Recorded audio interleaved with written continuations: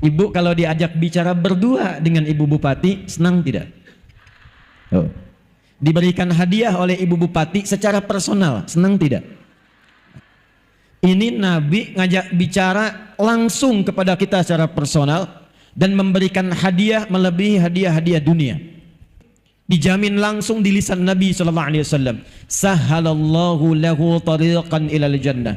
Kalau benar niatnya, kata Nabi, kalau benar tujuannya datang betul-betul untuk mendekat kepada Allah, menaati Rasulullah SAW, maka dijamin dengan syafaat Rasulullah saat di yaumil hisab, langkahnya akan diringankan langsung menuju surga Allah Subhanahu wa taala. Wa innal malaikata, dan sejak orang itu berangkat, kalau niatnya benar, betul-betul untuk mendekati Allah, berhijrah mendekat pada Rasulullah, itu malaikat diperintahkan oleh Allah langsung, bentangkan sayapmu, berikan ridha kepada para penuntut ilmu itu.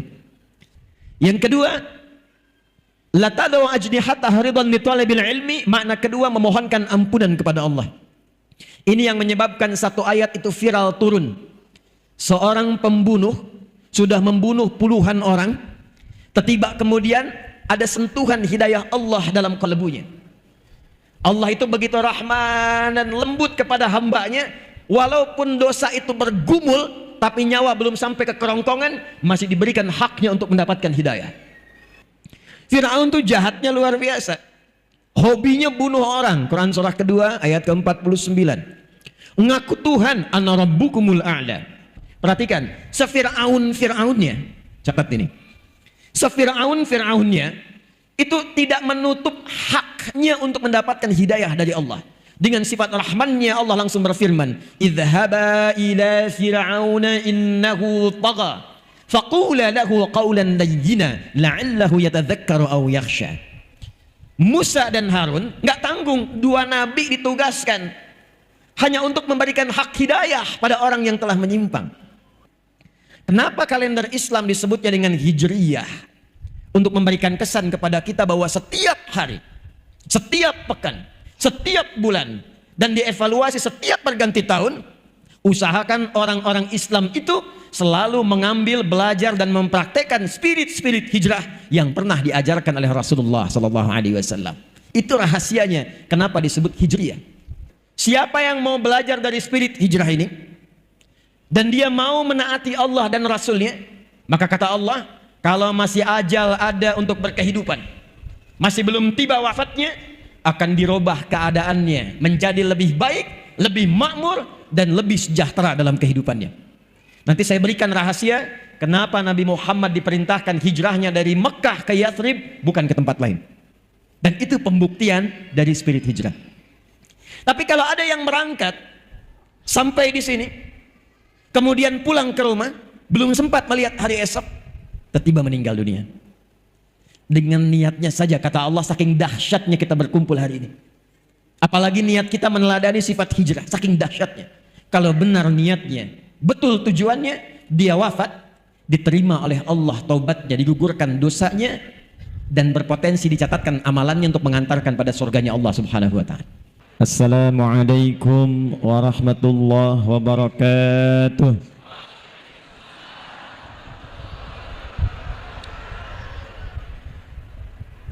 Alhamdulillahilladzi an'ama alaina kamal an-ni'mati wal iman. Wassalatu wassalamu ala rasulillahilladzi ursila rahmatan lil alamin bil hannan. Wa salawatullahi alaihi wa salamuhu tam wa ala alihi wa sahbihi wa dhurriyyatihi wa ummatihi ila yaumil mi'ad min baini aidir rahman wa ba'd. Dan yang paling spesial, keluarga saya yang hadir saat ini, seluruh lapisan masyarakat, jamaah yang saya cintai, semoga kehadiran Bapak Ibu saat ini tanpa kecuali dimasukkan dalam golongan hadis Nabi Muhammad SAW. Belum selesai, jangan dulu amin. Hadisnya diriwayatkan oleh sahabat Abu Darda radhiyallahu taala anhu, dimasukkan oleh Imam besar Ibnu Majah dalam salah satu dalam kitab sunannya, dari Nabi SAW berbunyi, qala Rasulullah SAW, man salaka tariqan yaltamisu fihi ilma sahhalallahu lahu tariqan ilal jannah wa innal malaikata la tad'u ajnihataha ridan li talibil ilmi wa inna tullabal ilmi yastaghfiru lahu man fis samawati wa man fil ardi hatta al hittan allati fil bihar wa innal ulama'a warathatul anbiya wa innal anbiya'a lam yurithu dinaran wala dirhama fahadduhu bihadin wafir. Paham? Tidak. Man ismun mausulun yadullu 'ala al-fardiyatil 'amiyah. Kata sambung konjungsi menunjuk pada setiap personnya, setiap orangnya, tapi maknanya umum. Jadi kalau ada ayat di Quran, ada hadis Nabi dibuka dengan kata man, artinya Nabi ingin mengajak bicara pada setiap kita. Karena itu kata para ulama, posisikanlah sabda Nabi itu untuk kita sebagai pribadi. Apapun jabatannya, apapun statusnya, ini Nabi sedang bicara secara personal dengan kita. Saya mau tanya pada ibu, bapak jangan dulu, karena bupatinya perempuan. Ibu kalau diajak bicara berdua dengan ibu bupati, senang tidak? Oh. Diberikan hadiah oleh ibu bupati secara personal, senang tidak? Ini Nabi ngajak bicara langsung kepada kita secara personal dan memberikan hadiah melebihi hadiah-hadiah dunia. Kata Nabi, man salaka tariqa, siapapun fulana, laki-laki, perempuan, besar, kecil, tua, muda, status apapun, salaka tariqa, yang menempuh perjalanan walau tidak mudah. Bukan syari' tapi tariq. Tariq itu jalan yang tidak mudah, kadang berliku, kadang berlubang, kadang macet, kadang sampai ke tujuan tidak semudah apa yang dibayangkan. Itu tariq. Sifatnya disebut dengan tariqah. Karena itu orang ikut tariqah tidak mudah, ada perjuangannya. Jangan dikira datang ke tempat ini begitu mudah sampai, tidak. Pun demikian dengan kami, terbang dulu naik pesawat, ganti kendaraan, sampai dengan di sini. Anda pun yang datang ke sini belum tentu sampai dengan mudah. Mungkin ada yang menunggu dari sejak ba'da subuh. Ada yang sudah siap-siap ingin dapat sub pertama. Ada yang sudah pengen nyiapkan kamera, dapat spot yang paling bagus buat konten. Banyak hal. Tidak mudah. Nah, setiap perjuangan merangkat tapak kakinya itu dijamin langsung di lisan Nabi SAW. Sahhalallahu lahu tariqan ilal jannah. Kalau benar niatnya, kata Nabi, kalau benar tujuannya datang betul-betul untuk mendekat kepada Allah, menaati Rasulullah SAW, maka dijamin dengan syafaat Rasulullah saat di yaumil hisab, langkahnya akan diringankan langsung menuju surga Allah Subhanahu wa taala. Wa innal malaikata, dan sejak orang itu berangkat, kalau niatnya benar, betul-betul untuk mendekati Allah, berhijrah mendekat pada Rasulullah, itu malaikat diperintahkan oleh Allah langsung, bentangkan sayapmu, berikan ridha kepada para penuntut ilmu itu. Bentangan sayap malaikat inilah yang menghasilkan 3 hal. 1, diperintahkan mengaminkan doa-doa yang dimohonkan oleh para penuntut ilmu. Karena itu jangan sepi dari doa. Sejak berangkat berdoa, di jalan berzikir, datang menunggu momennya berdoa. Itulah sebabnya di akhir ta'lim pun, akhir pengajian pun kita membiasakan berdoa, karena hadisnya sahih. Kapan lagi doa dinaungi malaikat? Kapan lagi doa langsung diaminkan malaikat? Majlis ilmu itu peluangnya tinggi. Yang kedua, la tad'u ajnihataha ridan li talibil ilmi, makna kedua memohonkan ampunan kepada Allah. Ini yang menyebabkan satu ayat itu viral turun. Seorang pembunuh sudah membunuh puluhan orang, tiba kemudian ada sentuhan hidayah Allah dalam kalbunya. Allah itu begitu rahman dan lembut kepada hambanya, walaupun dosa itu bergumul, tapi nyawa belum sampai ke kerongkongan, masih diberikan haknya untuk mendapatkan hidayah. Kenal Firaun? Kenal di mana? Kecil-kecil udah kenal Firaun. Cuma di Bangkalis ada anak kecil kenal Firaun. Alhamdulillah. Artinya ngaji nih. Ngaji. Firaun tuh jahatnya luar biasa. Hobinya bunuh orang. Quran surah kedua ayat ke-49. Ngaku Tuhan, ana rabbukumul a'la. Orang sekarang paling keren ngaku nabi. Mudah-mudahan di Bangkalis tidak ada ya Bu ya. Jawa Barat itu ada satu kabupaten, AM dulu pemain bulu tangkis, ngaku nabi. Dibawa sama polisi kita tuh, ditanya, bagaimana bisa jadi nabi? Dia bilang, saya ke Bogor pak, dapat wahyu. Orang ke Bogor dapat talas, dia dapat wahyu. Rekor paling tinggi di Jakarta pernah, ya, ada LE ngaku malaikat dan minta izin kepada gubernur pada masa itu untuk mendaratkan malaikat Jibril di Monas tuh. Pernah kejadian, ya, tangkap sama polisi kita tuh. Polisi kita luar biasa, jangankan teroris, malaikat tangkap tuh. Alhamdulillah, kita dukung yang demikian. Tapi Fir'aun ngaku Tuhan, hobi bunuh orang, ngaku Tuhan, kata-kata kasar. Itu yang menyebabkan Nabi Musa alaihi salam sebelum berangkat mohon kepada Allah supaya dilembutkan hatinya agar tidak tersinggung dengan kata-kata Fir'aun. Fir'aun itu kalau sudah berkata, dia jengkel, itu taruhannya nyawa. Anda kalau hidup zaman Fir'aun, Fir'aun tidak suka rambutnya, itu bukan disuruh cukur, tolong pisahkan kepala dari badannya. Fir'aun. Karena itu Nabi Musa berdoa sebelum berangkat, Rabbi syrahli wa yassirli wahlul 'uqdatam min lisani yafqahu qawli. Tapi sebelum doa itu dilakukan, turun perintah Allah di surah Thaha ayat 43 sampai 44. Perhatikan, Fir'aunnya, catat ini. Fir'aunnya itu tidak menutup haknya untuk mendapatkan hidayah dari Allah. Dengan sifat rahmannya Allah langsung berfirman, idhhaba ila fir'auna innahu tagha faqula lahu qawlan layyina la'allahu yatadhakkaru aw yakhsha. Musa dan Harun nggak tanggung, dua nabi ditugaskan hanya untuk memberikan hak hidayah pada orang yang telah menyimpang. Pergilah kepada Fir'aun, dia sudah keluar dari kewenangan jabatannya. Izin bu, itu sebabnya nggak disebut namanya, tapi disebut dengan gelarnya. Ada rumus dalam tafsir, kalau di ayat Quran tidak disebutkan namanya secara langsung, tapi disebutkan gelar atau sifatnya, ini memberikan kesan bahwa peristiwa itu mungkin terjadi lagi di masa depan oleh orang-orang yang punya gelar-gelar serupa. Karena itulah datang hidayah untuk meluruskan supaya tidak terjadi di masa depan. Fir'aun dari kata faraoh artinya raja, yang punya kedudukan, yang memimpin. Maka pesan di ayat ini, hati-hati kalau sudah jadi pimpinan, jadi pemimpin, akan ada potensi-potensi godaan untuk keluar dari kewenangan-kewenangan. Kalau menemukan yang seperti itu, bukan dicela, bukan dihinakan, bukan direndahkan. Dahsyatnya Al-Quran mengajarkan, katakan dengan kelembutan. Faqula lahu qawlan layyina. Ingatkan itu raja dengan lembut, dengan halus. La'allahu yatadhakkaru aw yakhsha. Mungkin dengan kelembutan dan kehalusan itu dia sadar ada sesuatu yang dilakukan bukan pada tempatnya. Itulah Islam. Itulah Islam. Tapi yang mau saya katakan, Fir'aunnya masih dapat hidayah. Cuma sayang dikasih tidak diambil. Itulah manusia.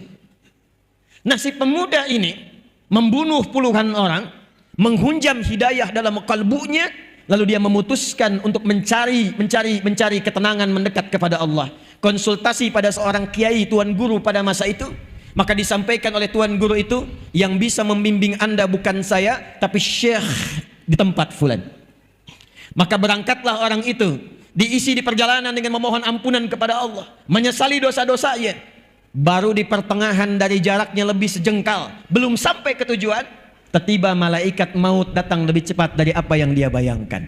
Maka wafatlah di perjalanan itu, hanya modal istighfar untuk menuntut ilmu, istighfar untuk taubat, berada di pertengahan jarak lebih sejengkal.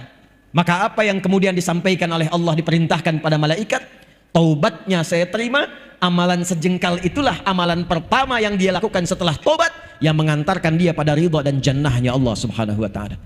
Turunlah Quran surah keempat An-Nisa ayat 100 untuk memberikan motivasi, termasuk penjabaran dari kisah ini. Wa may yuhajir fi sabilillahi yajid fil ardi muraghaman katsiran was'a wa may yakhruj min baitihi muhajiran ila Allah war rasul. Perhatikan kalimatnya, thumma yudrikul maut faqad waqa'a ajruhu 'ala Allah. Siapa yang berniat mengikuti spirit hijrah. Spirit hijrah bahasa Arabnya disebut hijriyah. Iya-nya untuk ikut, taknya untuk sifat. Hijrah itu peristiwanya. Saya ulangi, hijrah peristiwanya. karakternya, sifatnya, tuntunannya itu tambah tak di ujungnya setelah ya nisbah. Kalau kita ingin ikuti spiritnya, membawa pedomannya, kita terapkan dalam kehidupan, maka rubah kalimatnya dari kata hijrah menjadi hijriyah. Kenapa kalender Islam disebutnya dengan hijriyah?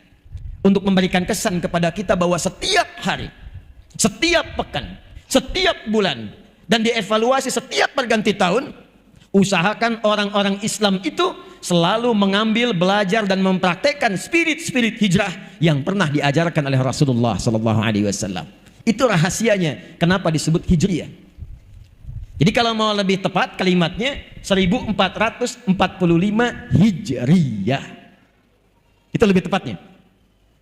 Saya kembalikan terlebih dahulu, siapa yang mau belajar dari spirit hijrah ini dan dia mau menaati Allah dan Rasulnya, maka kata Allah, kalau masih ajal ada untuk berkehidupan, masih belum tiba wafatnya, akan dirubah keadaannya menjadi lebih baik, lebih makmur, dan lebih sejahtera dalam kehidupannya. Nanti saya berikan rahasia kenapa Nabi Muhammad diperintahkan hijrahnya dari Mekah ke Yathrib, bukan ke tempat lain. Dan itu pembuktian dari spirit hijrah. Tapi kalau ada yang berangkat sampai di sini, kemudian pulang ke rumah, belum sempat melihat hari esok, tiba-tiba meninggal dunia. Dengan niatnya saja, kata Allah, saking dahsyatnya kita berkumpul hari ini. Apalagi niat kita meneladani sifat hijrah, saking dahsyatnya. Kalau benar niatnya, betul tujuannya, dia wafat, diterima oleh Allah taubatnya, digugurkan dosanya, dan berpotensi dicatatkan amalannya untuk mengantarkan pada surganya Allah Subhanahu wa Ta'ala. Itu ayat Qur'annya. Nah, sekarang kita masuk pada inti bahasannya. Apa sajakah spirit-spirit hijrah itu? Bagaimana bisa kita terapkan minimal di wilayah Kabupaten Bengkalis ini dengan 11 kecamatan, 200.000 jiwa kurang lebih, potensi zakat malnya bisa 700 sampai 800 juta per bulan nih. Seperti apa kita kemas itu melalui spirit hijrah? Ini yang akan kita mulai pembahasannya di pagi hari ini insyaallah. Jadi yang tadi mukadimah itu. Baik. Saya mau tanya sebentar, Bu. Nabi hijrah dari Mekah kemana? Ya, salah. Kompak jawabannya, tapi salah. Nabi hijrah dari Mekah kemana? Yathrib. Ini yang benar. Jadi selama ini kita mendengarnya, Nabi itu hijrah dari Mekah ke Madinah itu jadi setelah Nabi ada di sana. Sebelumnya bukan Madinah. Sebelumnya Yathrib. Anak keturunan dari Nabi Nuh alaihissalam yang mengembara sampai di wilayah itu masih kosong, maka pada masa itu orang pertama yang menemukan tempat dinamai dengan nama orangnya. Sebabnya kita menemukan di Palestina ada wilayah Kanaan. Ya. Kemudian di wilayah yang tadi disebutkan 400 km dari Mekah kita temukan nama Yathrib, termasuk keturunan Nabi Nuh alaihissalam.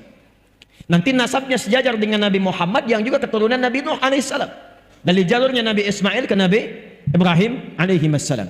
Muhammad sallallahu alaihi wasallam bin Abdullah bin Abdul Muttalib bin Hashim bin Abdul Manaf bin Qusay bin Murrah bin Kilab bin Ka'ab bin Ghalib bin Fihir bin Lu'ay bin Malik bin Nadar bin Kinana bin Khuzaimah bin Mudrikah bin Ilyas bin Nizar bin Mudar bin Ma'ad bin Adnan bin Addi bin Adri bin Muqawwam bin Nagur bin Tarikh bin Ya'rub bin Yasjub bin Nabit bin Ismail alaihi salam bin Ibrahim bin Azar atau bin Nagur bin Abir bin Kinan bin Arfakhshad bin Sam bin Nuh alaihi salam. Ketemu di situ.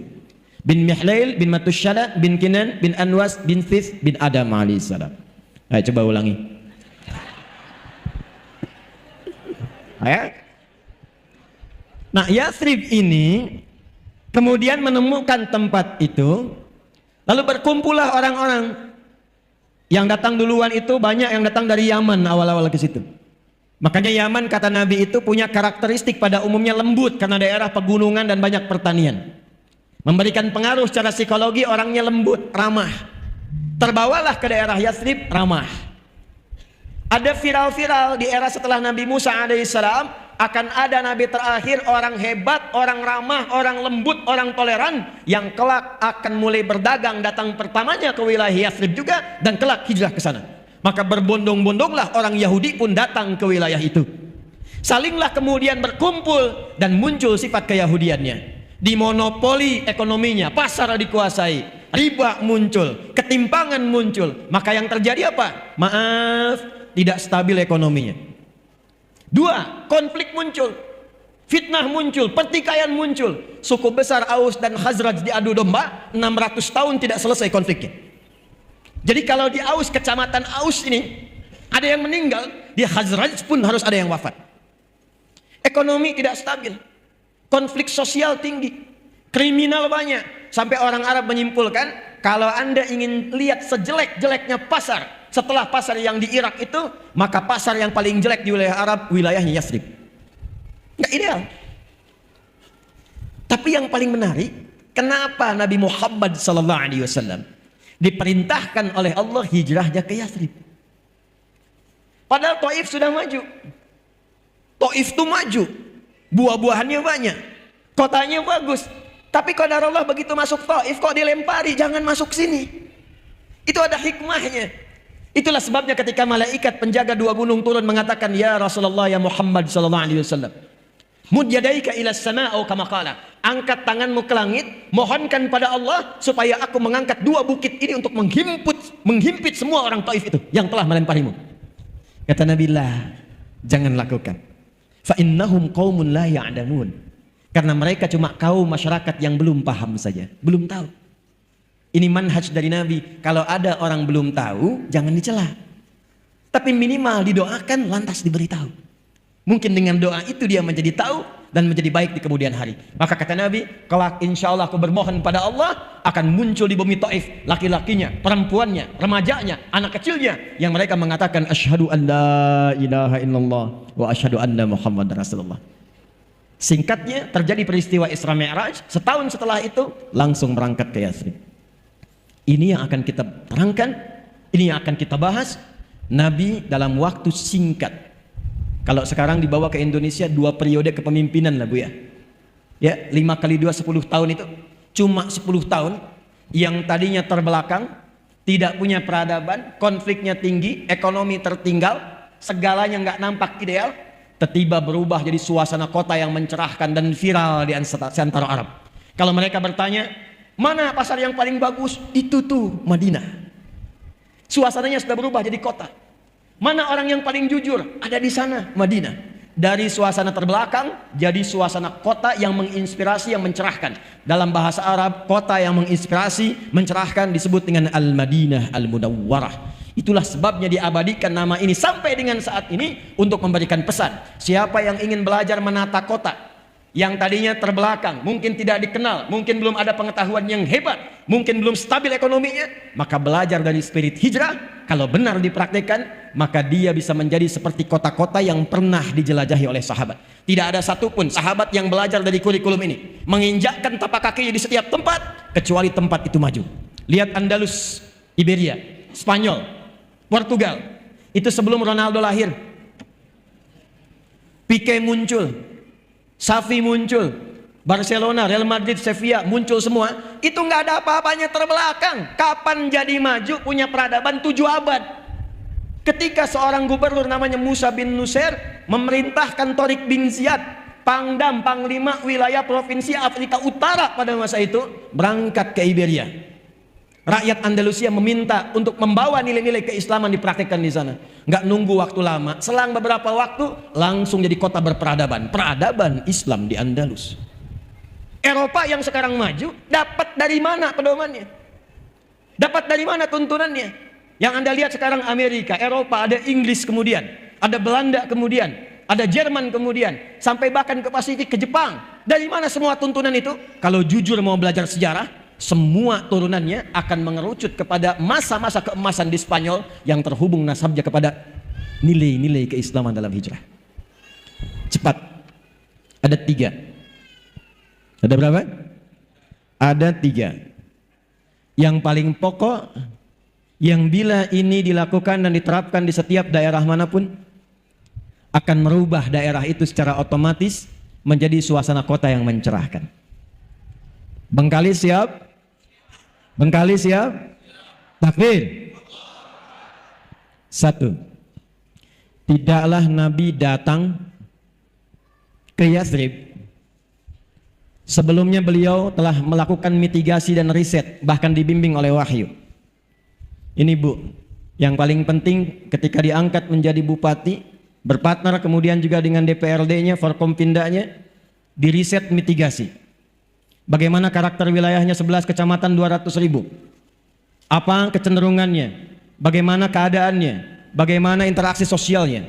Maka ketika Nabi menemukan ada konflik yang dengan konflik itu tidak pernah menyebabkan stabilitas, sulit melakukan pembangunan, yang pertama dilakukan mempersaudarakan semua elemen yang ada di Yathrib itu sehingga semuanya mendapatkan suasana tenang, bahagia dan cair. Maka yang beliau lakukan dan tercatat dalam sejarah, akha bainal muhajirin wal ansar, akha bainal aus wal khazraj. Ternyata di Madinah ada pribumi, ada pendatang. Saya tanya, di Bengkalis ada pribumi tidak? Ada. Ada pendatang tidak? Jangan ada kesenjangan. Karena setelah Nabi datang nggak ada lagi istilah ini muhajirin, ini ansar. Cuma sifat saja. Yang ada adalah ahlul Madinah. Baik ada pendatang, bagus. Baik ada pribumi, bagus. Ketika kemudian keduanya dipersaudarakan dan sepakat dengan visi yang sama, bangun Bengkalis, makmurkan Bengkalis, sejahterakan Bengkalis, dan niatkan dengan niat yang benar. Itu modal dasar untuk membangun suasana kota. Dan hebatnya orang pribumi sampai disebut ansor pada masa itu, ini dahsyatnya. Ansor itu mau menolong sedalam-dalamnya, saking dalamnya, yang dimiliki pun bisa dibagi. Yang dimiliki bisa dibagi. Nih Pak, tidak ada sahabat Nabi dari Mekah datang kehausan kecuali dijemput oleh orang yang bawa minuman. Ada orang lapar dijemputnya oleh orang yang bawa makanan. Yang dahsyat apa? Ini saya mau cerita sedikit saja. Ibu pernah dengar namanya Abdurrahman bin Auf? Kaya tidak? Tuh, sudah salah lagi deh. Saya tanya di antum yang ikhwan, Abdurrahman bin Auf tuh kaya tidak? Tidak. Tidak. Kurang lengkap informasi sejarahnya itu. Abdurrahman bin Auf itu seorang sahabat tapi tidak kaya. Beliau itu sahabat yang kebangetan kayanya. Kaya itu baru level 1, kaya itu biasa. Level 2-nya kaya banget. Level 3-nya kebangetan kayanya. Saya bulan lalu qadarullah dianugerahi honoris causa. Itu honoris causa yang paling serius, makanya saya terima. Beberapa negara banyak menawarkan, saya tidak menerima. Tapi di Universitas Muhammadiyah Jakarta ini, itu begitu ketat, begitu menantang, sehingga sepanjang perjalanan sejarah kampus cuma 2 orang yang dapat honoris causa. Satu Insinyur Soekarno, presiden pertama. Yang kedua Adi Hidayat.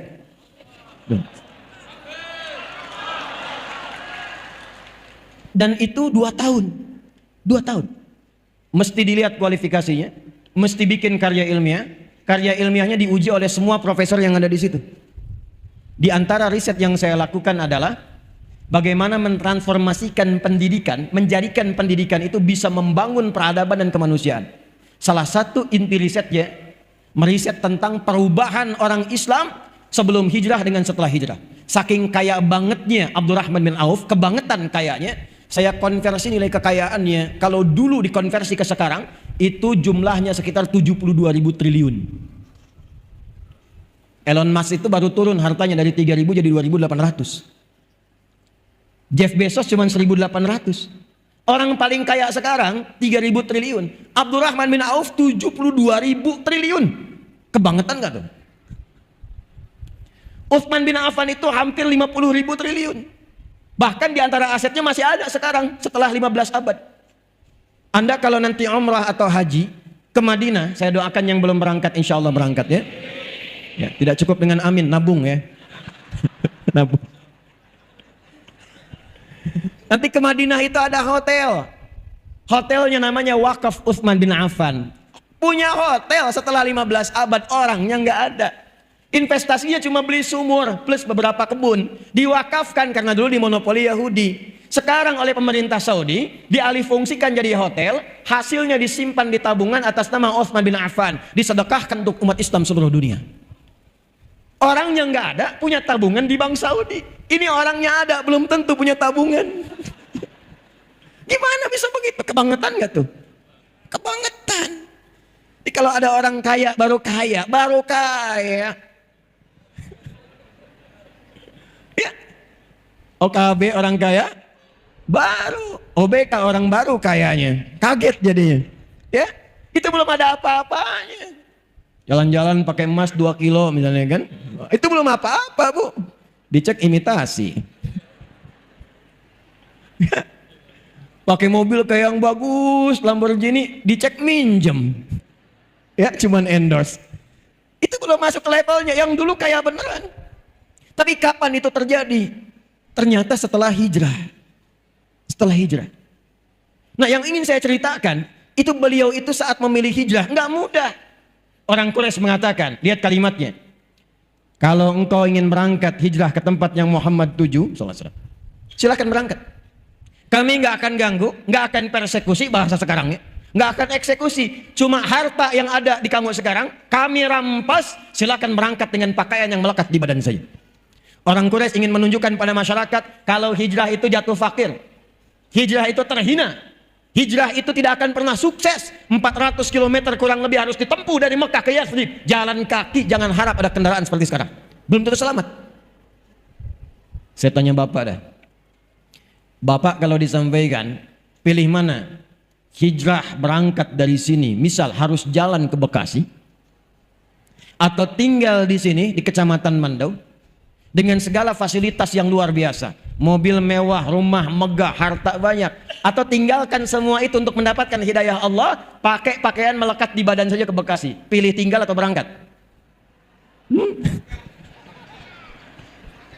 Jawabnya pelan banget, tinggal.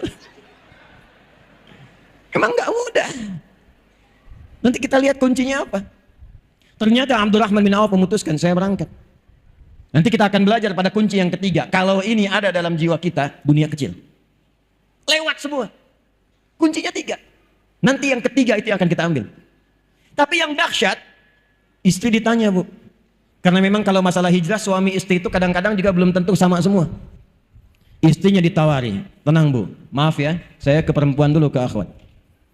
Kata orang Quraisy, kalau kamu ikut suami, pakai pakaian yang melekat di badan saja, silahkan berangkat, belum tentu selamat.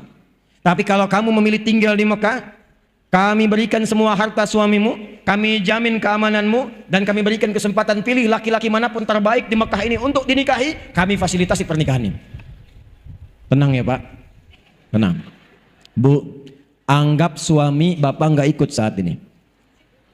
Kalau ibu ditawari seperti itu, silahkan berangkat dengan pakaian yang melekat ikut suami, atau tinggal di Bangkalis ini, semua harta suami diberikan, difasilitasi, boleh nikah manapun pria yang diinginkan, difasilitasi oleh pemerintahan setempat. Ibu kalau ditanya demikian, saya tanya, ikut suami atau tinggal? Jujur. Masa? Aduh. Kemarin uang bulanan telat aja langsung bikin status. Engkau tidak seperti yang aku kira. Nggak nyangka ya, padahal nyangka tuh. Ternyata istrinya memilih untuk tinggal. Ya ini belum selesai kisahnya. Nih Ansor Bu, Pak Ansor. Nanti saya turunkan ke program ini maksudnya. Begitu berangkat, sampailah kisah ini viral sampai ke Yathrib. Dijemputnya oleh orang paling kaya yang ada di Yathrib, yang kebun kurmanya paling banyak, asetnya paling banyak. Dijemput kemudian ditawari, karena beliau menyimpulkan, belum tahu nih, punya sesuatu dalam hatinya, belum tahu. Beliau menyimpulkan kalau orang pernah kaya, tiba-tiba jatuh fakir, maka akan kesulitan mengelola gaya dan karakternya. Karena umumnya apa yang dimiliki seperti itu gayanya. Kalau cuma sepeda, naiknya naik angkot, turunnya kan menunduk tawaduk, setelah itu sedekah. Udah punya mobil bagus, pakai jas, gayanya kan beda. Buka pintu aja udah nggak bisa. Udah lain. Nah itu rumusnya dalam fisika bab gaya, F1 sama dengan F2. Apa yang masuk itu yang keluar. Tapi kan belum selesai, ada namanya hukum Pascal, hukum tekanan. F berbanding lurus dengan P, gaya berbanding lurus dengan tekanan. Semakin banyak gaya, semakin tertekan hidupnya. menyebabkan orang banyak gaya itu banyak tekanannya, padahal kredit mobilnya. Ya, itu yang menyebabkan goncangan di kehidupan public figure. Ya, kalau nggak ada bimbingan yang tadi, disimpulkan jangan-jangan sahabat saya begini. Sahabat, tawarannya sederhana. Akhil karim, saudaraku yang mulia, kama qala, sami'tu annaka kunta ghaniyya. Saya dengar Anda pernah kaya. Kalau pengen kaya lagi, khudh nisfa mali, ambil setengah kekayaan saya. Bukan main-main. Saya dengar Anda ditinggalkan istri dan keluarga. Kalau pengen nikah lagi, pilih perempuan paling cantik di Yathrib ini, sekalipun keluargaku, aku fasilitasi pernikahannya. Gantian ya Bu. Tenang. Ini wajahnya udah nunggu masalahnya. Kalau antum para ikhwan ditawari demikian, ketemu orang mengatakan, kalau pengen kaya, ambil setengah kekayaan saya. Kalau pengen nikah lagi, saya fasilitasi dengan siapapun, dan pilih yang paling sesuai menurut Anda. Pertanyaan saya, anggap istri nggak ikut. Kalau antum ditawari demikian di posisi Abdurrahman bin Auf, antum memilih diterima atau tidak ditolak sama sekali? Sebab saya percuma tawarin ditolak juga, saya tahu jawabannya. Karena belum mantap nih yang dimiliki Abdurrahman bin Auf itu dalam jiwanya, yang dilatih oleh Nabi. Yang nanti kita akan bahas. Begitu ditawari kata Abdurrahman bin Auf, jazakallahu khairan, atau kama qala, semoga Allah berikan pahala kepada Anda. Kalau ada yang menawari kebaikan, sekalipun kita tidak bisa mengambilnya, minimal doakan dalam kebaikan lagi. Arini ainal aswaq, cukup tunjukkan kepadaku di mana pusat bisnisnya, di mana pasarnya. Cuman dalam 2 tahun mempraktekkan apa yang Allah kemudian bimbingkan lewat Rasulullah, berubah jadi orang terkaya nomor 3 di Yathrib. Cuma dalam 3 tahun menjadi orang terkaya nomor 1 di Yathrib, dan jadi orang paling hebat di masanya dalam hal kekayaan. Apa yang dicontohkan oleh Nabi mempersaudarakan itu, Bu, Pak. Maka bagaimana cara prakteknya? Saya pernah menyampaikan rumusan ini di beberapa kota, kabupaten dan provinsi di Indonesia, dan hasilnya cukup signifikan. Bu, Pak, pemangku kepentingan, ada hadis Nabi memberikan isyarat akan tiba satu masa, pasar-pasar itu diaksesnya akan sangat cepat sekali. Bahasa kitanya akan muncul era digitalisasi. Pada masa itulah terjadi kata Nabi taqarrubul zaman. Masa itu begitu singkat, setahun kayak sebulan, sebulan kayak sepekan, sepekan kayak sehari, sehingga semua cepat mudah diakses. Sekarang saya ceramah, sekarang bisa diakses di Amerika, sekarang bisa diakses di Saudi Arabia, cepat sekali. Maka manfaatkanlah teknologi itu buat program. Contohnya Amin Ansor Muhajirin. Mitigasikan 11 kecamatan siapa yang sudah matang masuk kualifikasi Ansor. Klasifikasikan kelas menengah ke bawah itu dalam klasifikasi Muhajirin. Bikin aplikasi, masa nggak ada yang bisa satupun 200.000 orang? Hire seorang datang, bikinkan aplikasi. Dari situ buatkan tagline-nya Amin Ansor Muhajirin. Masukkan ke aplikasinya, jadikan kemudian persaudaraan setiap kecamatan itu. Kalau ada satu desa membutuhkan sesuatu, tinggal masukkan aplikasi. Di sini butuh pengeboran air. Siapa dari kalangan Ansor yang kira-kira ingin terlibat di dalamnya? Itu tanpa harus menggunakan anggaran belanja daerahnya. Setiap orang bisa tergerak untuk membantunya. Karena semua manusia punya fitrah. Jadi kalau satu butuh kompor, tidak harus minta bupati. Begitu viral, muncul, akan datang yang lain. Saya bagian kompornya. Yang satu mengatakan, saya bagian berasnya. Itu rumahnya akan rubuh. Kita ingin punya gerakan untuk perbaikan rumah. Viral kan? Sebengkalis muncul. Jadi Ansor Muhajirin. Kalau semua ini dipersaudarakan dan dilatih dalam sholat berjamaah, dilatih dalam sholat berjamaah, demi Allah saya katakan kuat safnya itu. Itulah hijriyah. Jadi satu Al-Muharram itu bukan datang, ngundang penceramah kadang-kadang yang kondang, ceramah, dengar, pulang. Bukan sekedar itu. Begitu banyak yang dikeluarkan, persiapan, kadang anggaran, kadang biaya, kadang pikiran. Kalau kita nggak dapat apa-apa, rugi. Pulang dari sini siap bersaudara? Awas jangan sampai sholat tapi nggak kenal siapa yang ada di sampingnya. Itu nggak diinginkan. Makanya disebut jamaah. Jamaah. Nggak, jamaah itu apa? Jamaah itu sifatnya disebut al-jumu'ah. Akar katanya al-jam'u. Al-jam'u itu duduk, kenal antar yang duduk, saling memperhatikan di antara yang duduk. Itulah al-jam'u. kumpulannya disebut jamaah. Makanya nggak ada di zaman Nabi orang datang ke masjid dengan jamaah, sholat jamaah, mengaji jamaah, itu kecuali kenal siapa yang datang, tahu kebutuhannya. Nggak ada orang ke masjid kehausan, ketika pulang itu selesai dahaganya. Nggak ada orang lapar masuk masjid, ketika pulang selesai urusan dapurnya. Itulah jamaah. Saya membayangkan kalau ada dalam satu masjid, setiap pekan bahkan Jumatan, setiap hari bahkan kemudian berangkat. Di situ ada dokter, di situ ada jamaah yang lain. Ketika ada satu pasien merasakan sakit atau di antara keluarganya nggak sanggup ke rumah sakit, bertemu dengan dokter, konsultasi, diberikan resep saat itu juga. Selesai. Ada orang nggak punya pekerjaan, datang kemudian orang yang Allah berikan amanah kepadanya kelebihan dari usahanya, konsultasi, diberikan jalan untuk mendapatkan lapangan pekerjaan. Itulah jamaah. Itulah sebabnya setelah dipersaudarakan, Nabi menerapkan hukum kedua. Bangun tempat persatuan yang bernama masjid. Apa namanya? Maka disinilah perannya datang. DMI, MUI, Basnas. Datang semuanya, buat mitigasi, jangan sekedar jadikan masjid hanya untuk tempat sholat saja. Zaman Nabi, masjid tempat solusi, tempat bersatu, tempat ta'aruf, kenal, jadi tahu siapa yang hadir di sampingnya. Jangan sampai jamaah tapi nggak kenal siapa yang di sampingnya, nggak tahu siapa yang datang, nggak kenal tetangganya. Itu bukan jamaah namanya. Itulah Islam. Itulah Islam. Dan dahsyatnya setelah itu muncul yang ketiga. Ini akan saya percepat. Nabi perhatikan bagaimana caranya supaya masyarakat tidak gelisah urusan dapur. Alladzi at'amahum min ju'. Rakyat itu semangat membangun, kompak dengan pemerintahannya. Kalau urusan dapurnya terpenuhi, gimana caranya ekonominya stabil? Maka Nabi stabilkan urusan ekonomi dan pasarnya. Disepakati bikin piagam Madinah. Harga sekian, diviralkan. Hei, kalau yang butuh gandum, tutu yang itu saja. Kalau yang butuh pakaian, itu orangnya yang itu.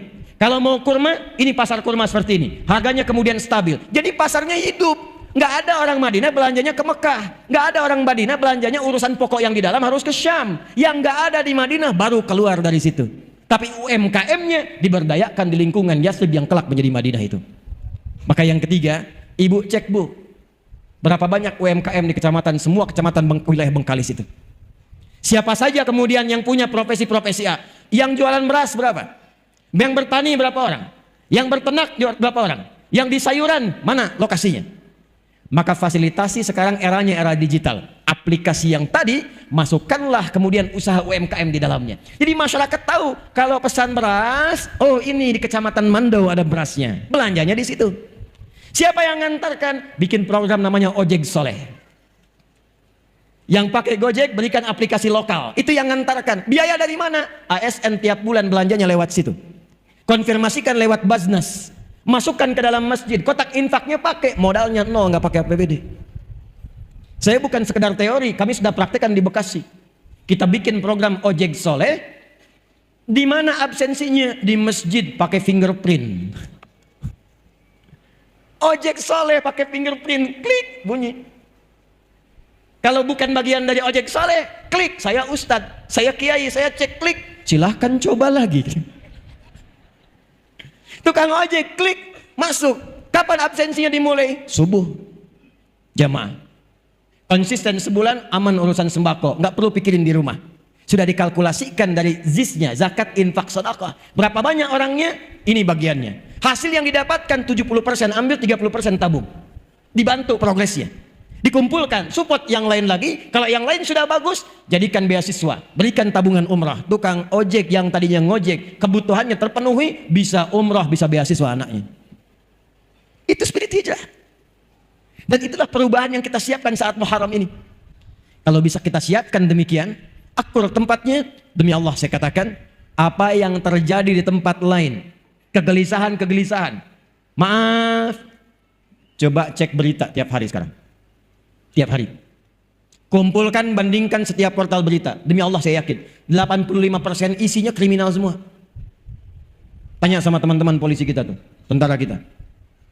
Saya kalau buka berita, yang terlihat pertama kali korupsi, pencurian, penjamretan, pembegalan, zina, perkosaan, puncaknya pembunuhan.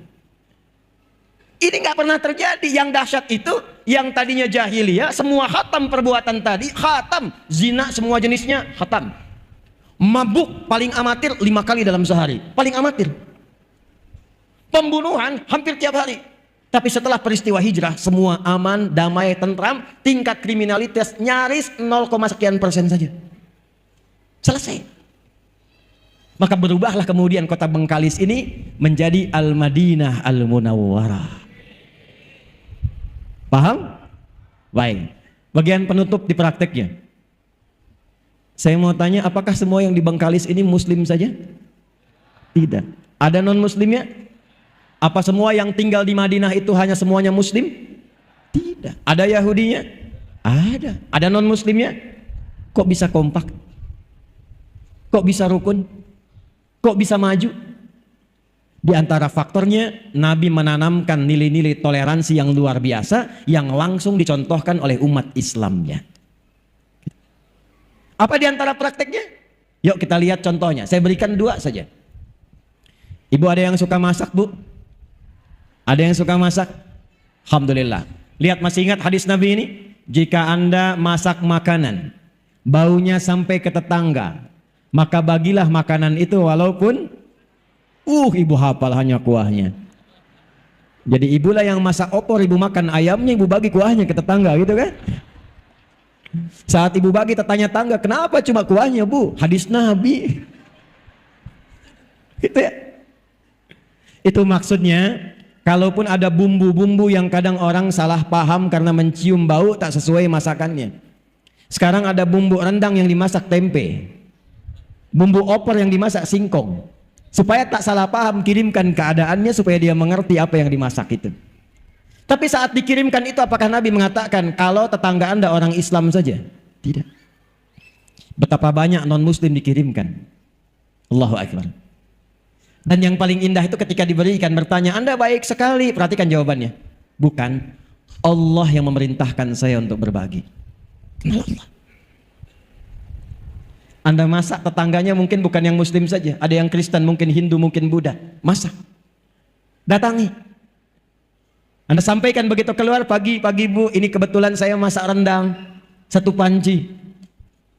Ibu baik sekali. Bukan, Allah yang memerintahkan saya berbagi. Maka selama hidup dia kenal kalimat Allah dari lisan ibu. Besoknya dia kembalikan panci, Bu, yakin saya. Dia sudah bisa mengucapkan Assalamualaikum. Tuh. Ibu keluar, Waalaikumsalam. Ibu mau mengembalikan panci? Iya. Sekaligus nanya, kira-kira hari ini Allah perintahkan berbagi lagi enggak? Antum pernah dengar hadis tentang tanaman? Kalau Anda punya tanaman, buahnya kemudian merayap ke wilayah tetangga, maka hakun mustarak, buahnya milik bersama. Pertanyaan saya, dipraktikkan enggak? Punya mangga, bagian buahnya itu sebagian ke tetangga. Itu hak Anda dan hak tetangga. Kalaupun dia non muslim, datangi. Sampaikan, ketuk pintunya. Saya mau ngasih tahu, apa Pak? Itu ada buah mangga. Oh iya, punya Bapak kan? Betul, saya yang punya pohonnya. Tapi buahnya itu kebagian wilayah pekarangan Anda.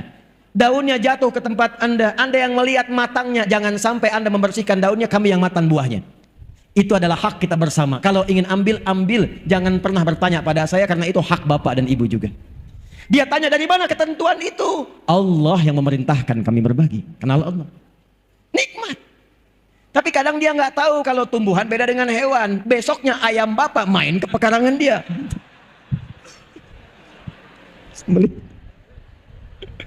Dia datang siang-siang ketemu Bapak. Masya Allah Pak, Tuhan Bapak itu luar biasa katanya. Kemarin kami dikirim mangga, sekarang dikirim ayam. Itulah keindahan.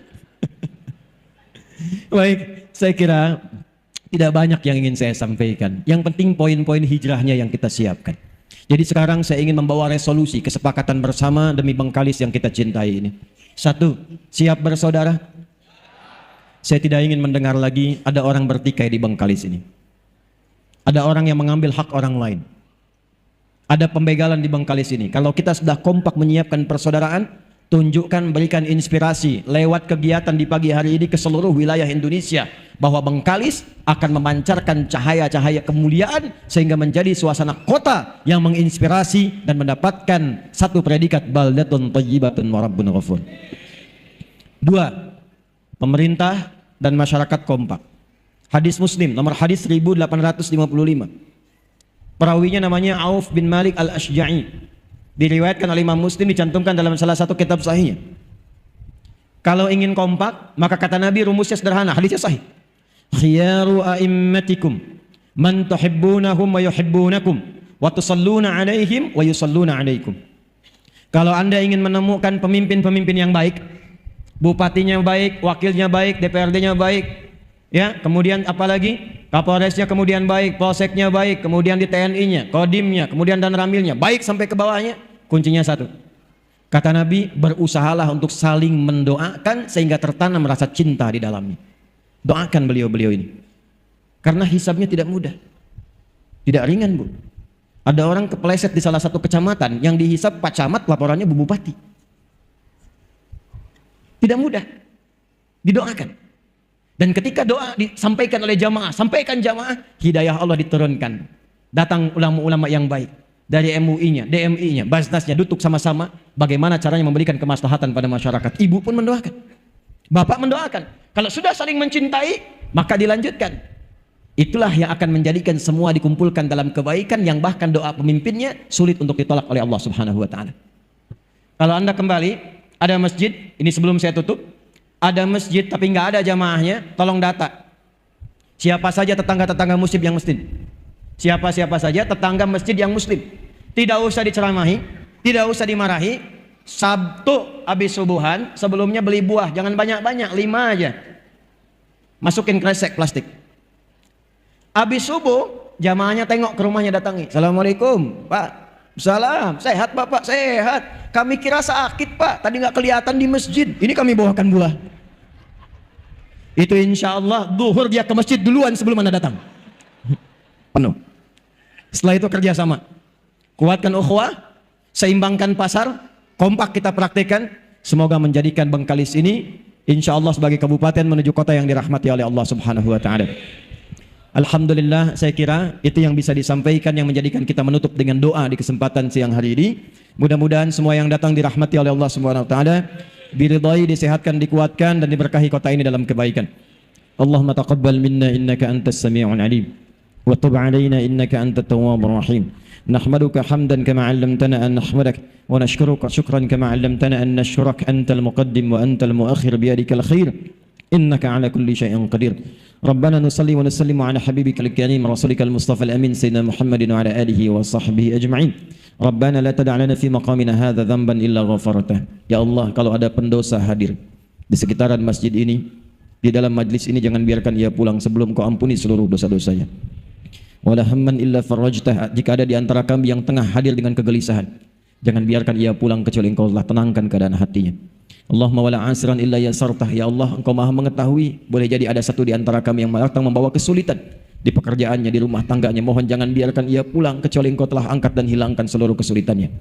Wala maridan illa syafaitah. Jika ada di antara kami yang Engkau uji dengan penyakit seberat apapun, maka mohon angkat dan sembuhkan penyakitnya. Allahumma barik ya Allah hadhil muhafazah baldatan tayyibatan wa tardaha. Hadhil baladiyah ya arhamar rahimin kama tuhibbuha wa tardah. Ya Allah, mohon berkahi kota Bengkalis ini, kabupaten ini ya Allah, dengan seluruh penduduknya, para pemimpinnya. Berikan keberkahan yang sempurna yang mendekatkan masyarakat ini kepadamu dengan kedekatan terbaik ya arhamar rahimin.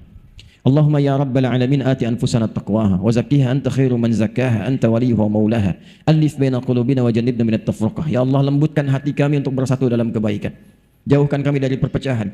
Mohon jaga negara kami Indonesia ya Allah dalam keadaan bersatu, baik, tercerahkan, makmur seperti yang Kau ridai. Jauhkan kami dari perpecahan ya Allah yang menuju pada keterpurukan. Ihfadz ya Allah ulama'ana waj'alhum mukhlishina lakad-din.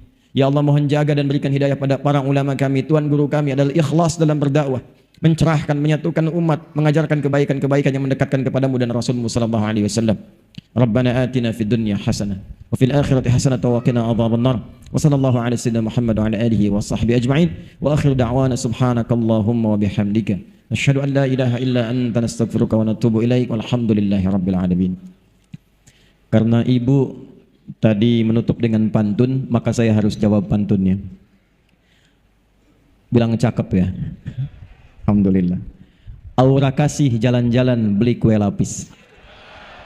Terima kasih sudah diberi kesempatan hadir di Bangkalis. Assalamualaikum warahmatullahi wabarakatuh.